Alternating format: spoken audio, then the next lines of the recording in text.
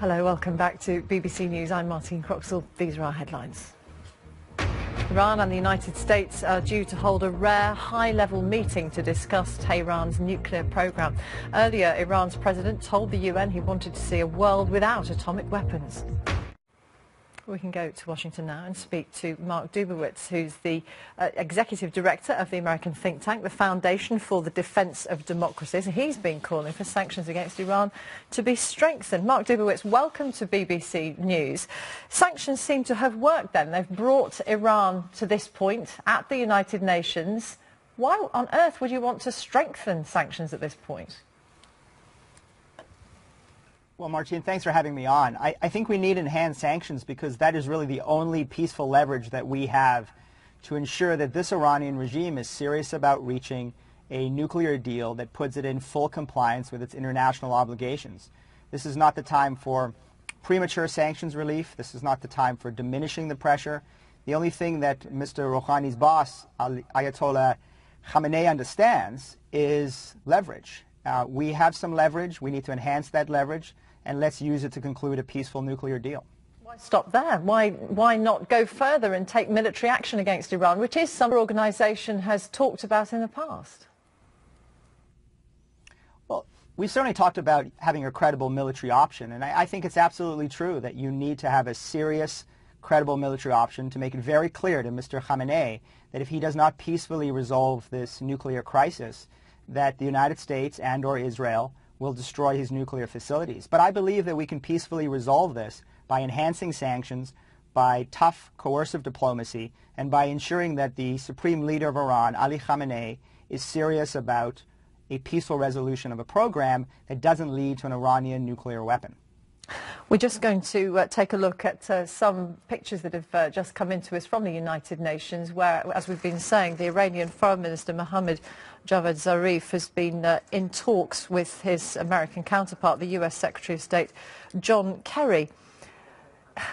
Why would Iran continue to become more amenable to talks, particularly with the United States, at this incredibly high level, if you were to continue to punish them? What's the point in them becoming more open if it gets them nowhere?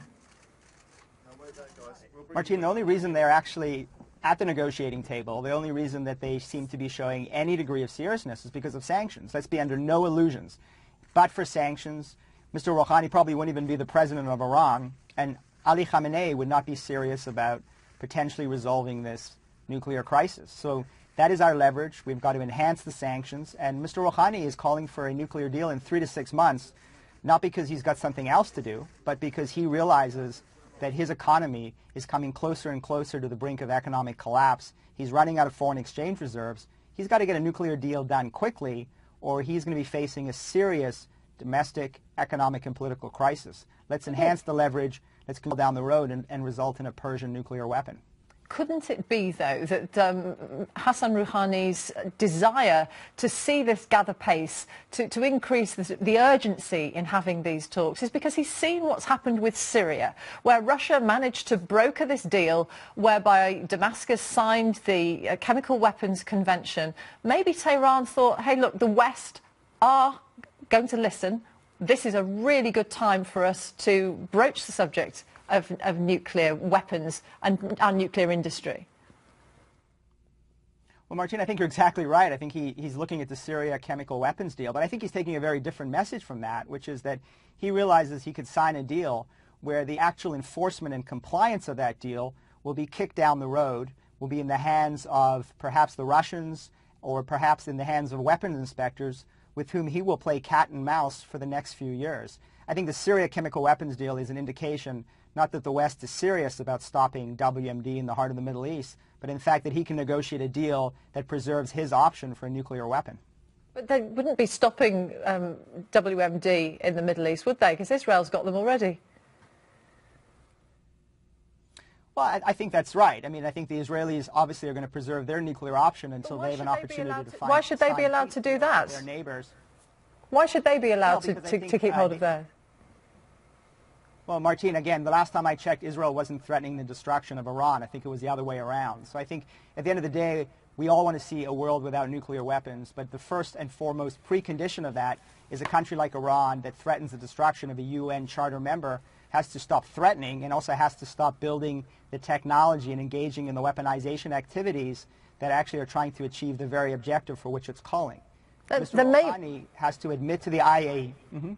Sorry to interrupt you. I was just going to say, that we're hearing very sort of tentatively coming out of New York at the moment, surely it's not going to be so overwhelming that anyone is going to say, OK, Iran, you've done what we want, we're going to turn our back on you. Surely the International Atomic Energy Authority will be watching them like hawks.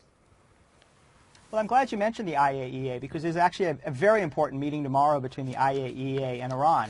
And what the IAEA would like to have from Iran is an admission by Mr. Rouhani that he and his country have been engaged in a decade-long track record of nuclear deception and weaponization activities. I think the foremost precondition of any negotiation is that Mr. Rouhani and Mr. Khamenei have to admit that they engaged in nuclear weaponization activities in the past, and only after that can we believe that they're not going to engage in nuclear weaponization in the future. No safeguard regime in the world can protect a hardened regime dedicated to nuclear weapons and nuclear mendacity from achieving its objective.